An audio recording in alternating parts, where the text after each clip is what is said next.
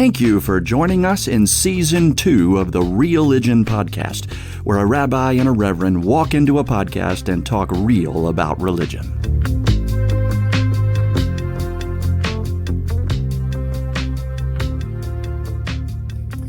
Joel, good afternoon. Yeah, Happy New Year, dude. We are back. Oh, you too, man. It's been a long time. It has. Who knows? How was December for y'all down there in the Georgia and COVID County?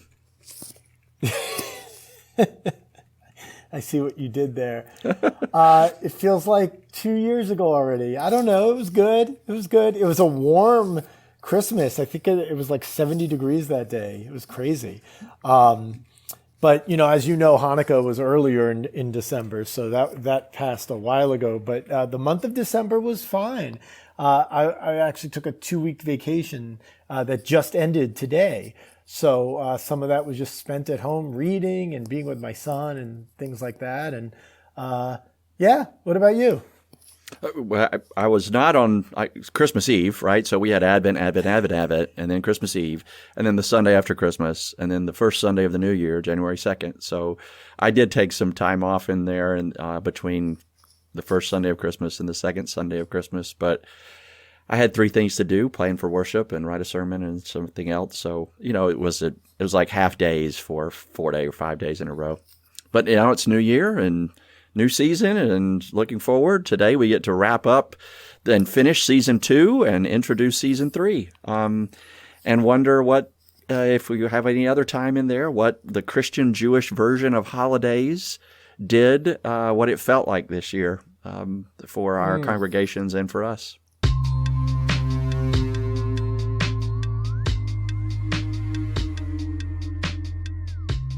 I would say let's kind of close out Season 2 and what we did those dozen or so episodes. And I know it's been a little disjointed because of holidays and vacation plans and whatnot, but I keep thinking about what we did, or certainly what we tried to do, but very probably some more successfully than others. But recognizing that stories and text from our traditions are so much more than what, first of all, is commonly known, or certainly, commonly taught. I think about like what's taught to our kids or teens in Sunday school. But even as adults, they're just parts of the story that we don't know are there. And then you read the Torah portion, you read the Bible, and it's like, oh my goodness.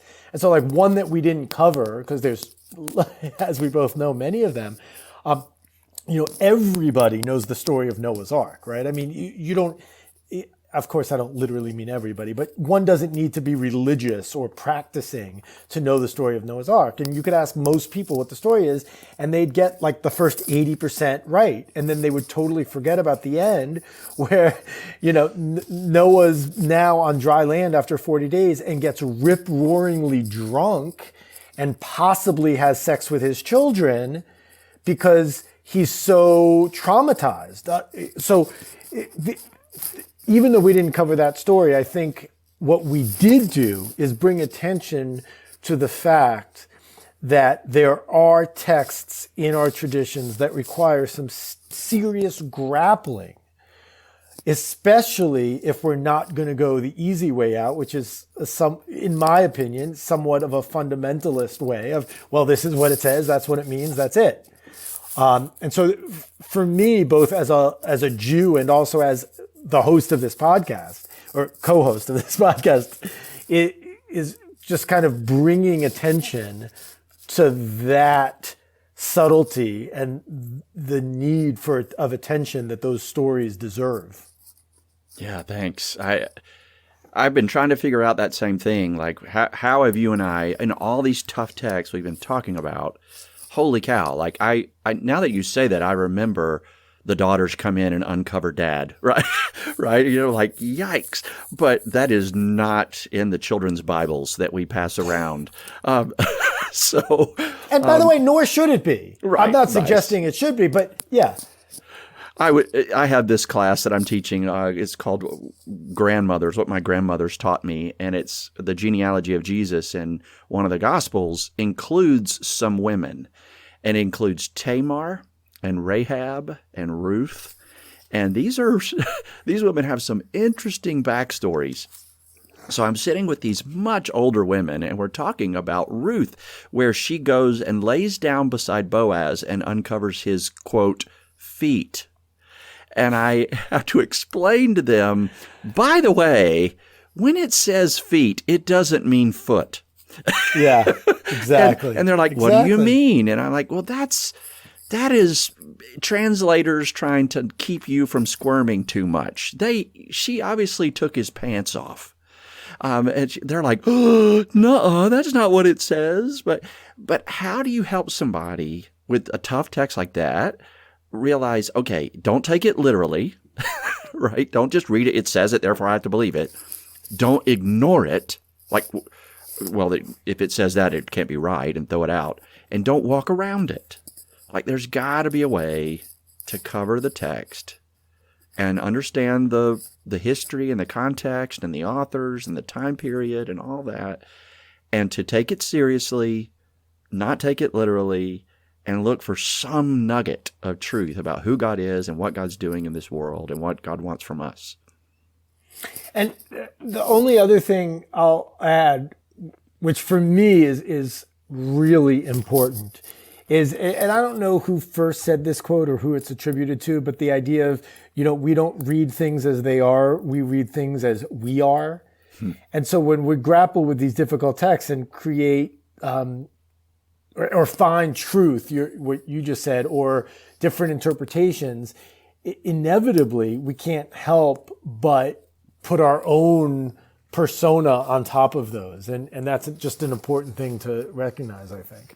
Great. Yeah. When I'm doing Bible study or theology classes with folk, I tell everybody, look, you're not coming here as a theological novice. You have already in you just as much theology and Bible assumption and knowledge as I do. What we're going to do together is try to unpack the stuff we bring to the table that makes the text awkward for us. And then we're going to negotiate that. And maybe we find something in the text that's new or different or unexpected. If so, that's probably because of what we brought with us more than it is in the text. And the rule of being one of these believers who has a sacred text is the text wins. You don't get to impose on the text what you wanted it to say. You don't get to impose on it a theology about God that you prefer. You have to let the text itself change you. So really, when we're reading the Bible in a Bible study or we're doing a theological conversation around Scripture, as you suggest, it's reading us way more than we're reading it. Yeah. I'm pumped that we covered all those tough texts, though, and God, there's still 100 more that we didn't touch. For sure. And, tough text and difficult text, too, maybe we should have said this in our first episode. Maybe we did. It was so long ago.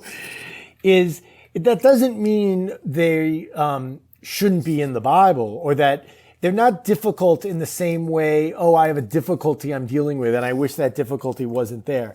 They're difficult because they require us to be fully present with them and to wrestle with who we are versus what the text said for its time and all those sorts of things.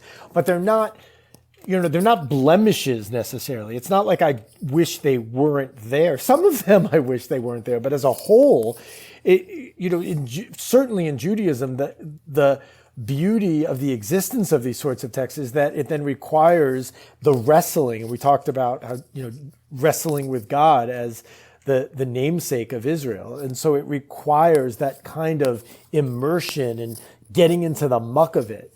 And you can't, if something's super easy to understand, it's like there's no fun in that. Yeah. I think it's why when people are in their most desperate stage of life, when they're on the run, when they're in trouble, when they're being oppressed, when things are hard, Scripture has beautiful comfort to it, despite the tough texts. And it explains why when the people of Israel were in their biggest trouble, They just collected the texts and brought them all together and sewed them together and wove them together. And all that weird stuff stayed in there because that wasn't the point. It wasn't the little microtext in the middle of the big thematic picture of God's salvation and God's promise, right? When you're desperate, the grand theme of hope and love is beautiful. And the little stuff you don't have to worry and negotiate about. I sometimes worry that the tougher texts are a sign of privilege, that only those who have power and privilege bother negotiating whether this text really means that about. And I hope you and I kind of avoided that possibility when we were lifting up text to try to say, no, this text has redeeming quality for all people, and try to read it from our privileged chairs, but not through our privileged chairs. Yeah, I like that distinction. I'm glad you named that. I don't know that I would have thought of that. That's I think there's something to that for sure.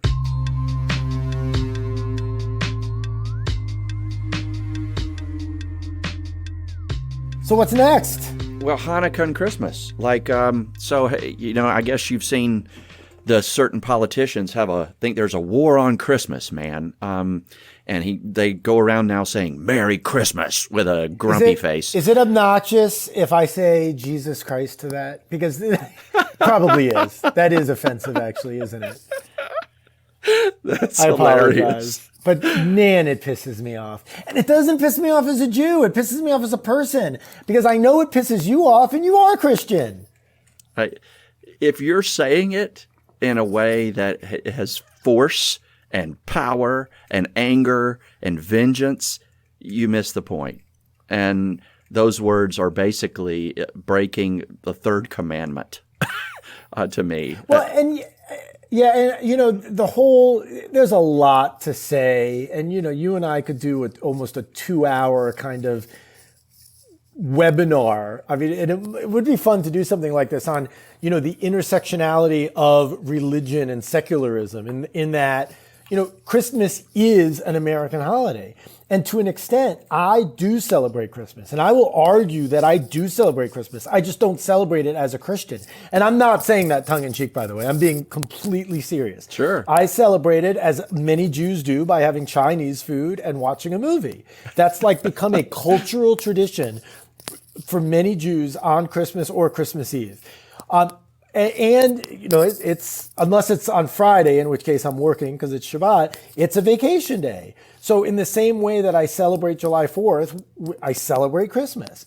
But as a religious holiday, in the same way that I'm not going to impose the fast of Yom Kippur upon you and say, oh, there's a war on Yom Kippur because you as a non-Jew. I mean, it sounds so absolutely ridiculous if you substitute any other holiday for Christmas. And yet people take this seriously, that there's a quote unquote war on Christmas on. I think what people are trying to do is understand the diversity of religious beliefs we have in this country, while also understanding that Christmas is a secular holiday, but it's not no one's trying to take Christmas away. And certainly as a religion, I have the utmost respect for people who celebrate Christmas religiously, just as I do Jews who celebrate Hanukkah religiously and not just secularly, which is also a thing, right? Yeah. Yeah, we have some friends here, and she's from a Jewish family, and he's from a Methodist family, but they're married and they don't really practice either one. And they went out on the solstice with some friends, to do a special kind of event. And I just thought that is so cool, right? For the Jewish and the Christian to go out and celebrate solstice. It's like a Dar Williams song embodied in real life. Wow, that is a good call. I like that. It was awesome. Yeah. Did you recently see her? Yes, we did see her in concert. Okay. Yeah, she came to one of the places. because you just picked that one out. I love it. Yeah. Now, did your oil/candles last all the days they needed to, or did you have any run out? No, they did, but that's because we have 44 of them. Because that's how many candles. I always like to ask that as a trivia question. During the 8 days of Hanukkah, you need 44 candles total. 9 plus 8 plus 7 plus 6, all the way down to 2. Oh, dang Because it. there's always that helper candle. So even on the first night, you light the helper candle and then the first candle. So it's 2 the first night, 3 the second night, and so on. I see. But yeah, it's interesting when Hanukkah is completely separate from Christmas, and it's interesting when Hanukkah and Christmas overlap. But it was a nice Hanukkah. We did a lighting in our parking lot. Do y'all do like the solar powered lanterns out on the lawn, to make a... So it's funny because, like in dorm rooms, a lot of dorm rooms prohibit fire, so you can't light matches. And so a lot of people have like electric menorahs. But with other things, the law, so to speak, is to light candles. And so people who are observant, they have to find a way to actually light candles, and not, break the law of wherever they are. But yes, there are definitely electronic menorahs and all sorts of things like that. And has the holiday of Hanukkah been around forever? Or when did it become part of the standard tradition? No. And one thing that, we call it a minor holiday, and it's a technical term. It doesn't mean that it's not important. It's because it's not in the Torah. The Torah does have some holidays. Passover is in the Torah. Rosh Hashanah and Yom Kippur are in the Torah. The story of the Maccabees and Hanukkah took place in, just around the first century. What do you call them? First millennium. Yeah. 70 to 90. Exactly. Yeah, CE. Exactly. Just after the destruction of the temple. So, which was in 70. So, it's in many ways, it's a later holiday. Purim also is a later holiday. Yeah. How was your Christmas? It was fine. Yeah. I mean, we got a real tree again and put it up and, lit it. And we had all 3 boys home. So that was kind of cool. And to see 3 grown boys. Yeah. Who but are. You also had to work. Yeah. And that's fine. That's fine. When Christmas and Hanukkah overlap for me, it's kind of cool because we're lighting an Advent wreath, right, which has 5 candles in it. And we have one for the first Sunday of Advent. There's 4 Sundays before Christmas called Advent, when we are anticipating something that is coming toward us, that's how I try to say it. And we light a candle for hope, peace, joy, and love, and they're purple, purple, pink, purple. And then on Christmas Eve, we light the Christ candle in the middle. And I love thinking of the overlap between the way y'all have like 4, 4, and 1 kind of elevated usually, and we have 4 and 1. I kind of love the symmetry of that between always the the engineer, Joel. Yeah, and between the menorah and the Advent wreath. And I'll often try to imagine some way to not force the menorah into a Christian service, but to nod toward what our brothers and sisters are doing in a similar way. And I don't know if other people have caught that. And practical question, how was Christmas at your church dealing with COVID again? There were some questions that hopped around between the Unitarian Universalist, the Episcopalian, one of the Methodists. Hey, are y'all doing anything different because of COVID? And the session here, they didn't make any changes, so we kept going forward. Always masked whenever we were inside with one another, and we went through them. So we had the 4 o'clock children's, the 8 o'clock traditional, the 11 o'clock candlelight and communion. It was lovely. We had little ones at the 4 o'clock, and some of them are so little we know they're not vaccinated. And they're also little enough where putting a mask on and leaving it on is almost impossible, right? They hear mom or dad or grandma, granddad tell them wear that, but they just can't. And you got to make room for them. So everybody else is masked so that they can be safe. That's great. Food?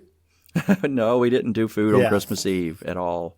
We made cookies at someone's home and bagged them and put a sticker on them and then handed those out as you went out the door.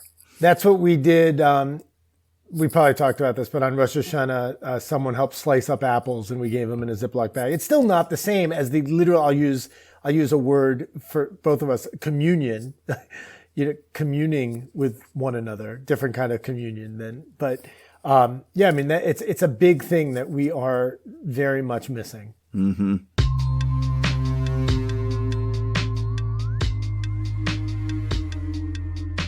Well, it is the week of January 6th, by the way, is a really big Christian holiday. I guess you call it a minor holiday, but it's called Epiphany, when the star and the wise ones came to the manger. And when we say 12 days of Christmas, what we mean is from Christmas Day, the 25th, to 12 days after that, to Epiphany, those are the 12 days of Christmas. And it's such a shocker to me now to have my Christian holiday of Epiphany always land on Insurrection Day. God, I had a feeling you were going there. And tell me again what the Epiphany is, or what happens 12 days after? Yeah, the imagination, right, of the birth is wise ones from afar saw a star and came to the manger. And Epiphany is the celebration of their arrival under a star. And the Epiphany is kind of, light bulb over your head, or star over a manger. And the revelation or the revealing, the Epiphany, the, what do you call it? That moment where, aha, you sense something new and beautiful. The revealing of the Messiah as not some warrior god or king, but a babe born to Palestinian Jewish unwed teenage kids. So is the idea that it took 12 days for them to travel? I don't think so. No. Mm-mm. My guess is he was older. There's another story in one of the other Gospels where 8 days later he was... Wait, but I mean, what's the significance of 12 days? Not sure. Yeah. Oh, okay. There is another part of the Gospel story where 8 days after his birth, he was at the temple in Jerusalem to be circumcised and named and all that. And so the question is, all right, did he go back to the manger after that? And if the wise one took 2 or 3 years to show up, how did they find him? And don't get all specific and read it literally, Eric. Otherwise it becomes a troublesome text. Well, I was gonna also link what you said, if I may, to what's next for us. Mm-hmm. Because when you started talking about Epiphany and the star, I've been thinking a lot this week, and I've been obsessed. Obsessed is too strong a word, but I've been periodically looking at the live tracker of the James Webb Telescope. And after it, I really didn't know anything about this, which makes, I'm embarrassed for myself because I've always been a space nut. And it wasn't until after it launched that I started looking into it and watching documentaries and web videos and all these things.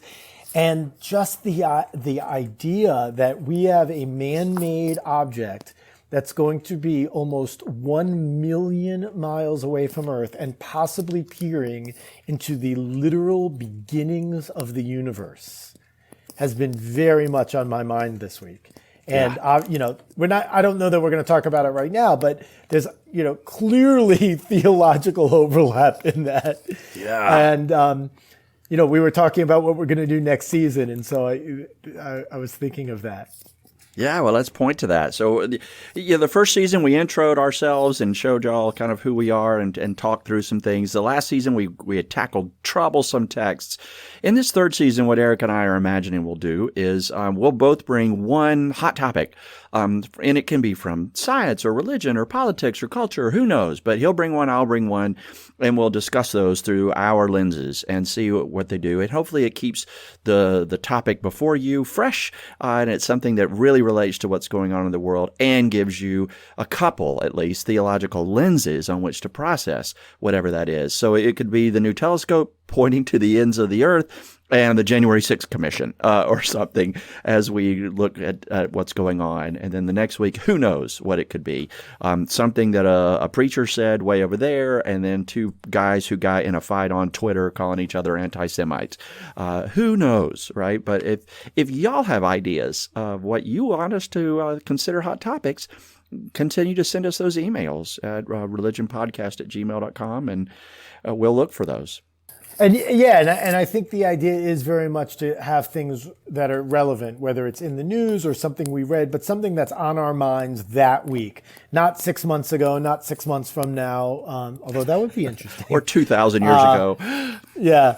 So I'm looking forward to doing that with you, Joel, and hopefully keeping it fresh for all of our listeners also.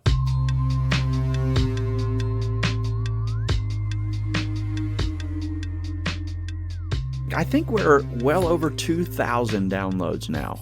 That's fantastic. It is amazing. Yeah, we are into somewhere around the 30-something episode, and it's starting to happen, right? We're getting the 60 and 90 and 100 downloads per episode. So if you are enjoying this, share it with a friend. Pick out your favorite episode from the recent past and forward it around. Share it on social media. If you remember, we were going hot right after one of the other ones, and we put it out there, the January 6th original. So you can pull that one up and toss it around again, listen to it again, and hear how Eric and I reflected on that as it was happening.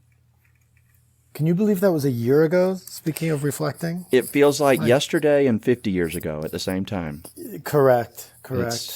Time is no longer relevant in this pandemic world. I don't know what's happening, but...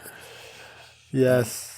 And we are snowed under up here. So, like, Jill is on her third day with no school. There's snow and ice everywhere. Oh, wow. Yeah.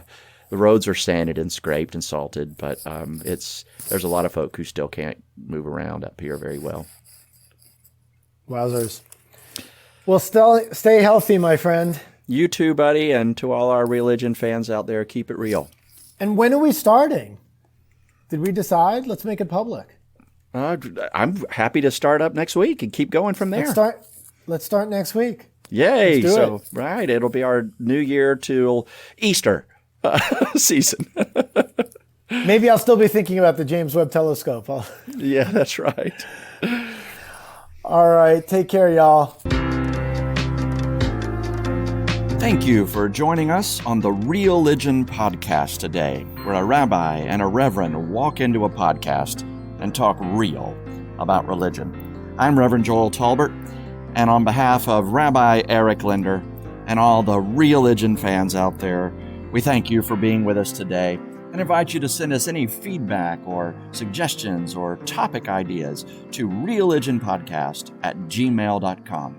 Until next time, keep it real.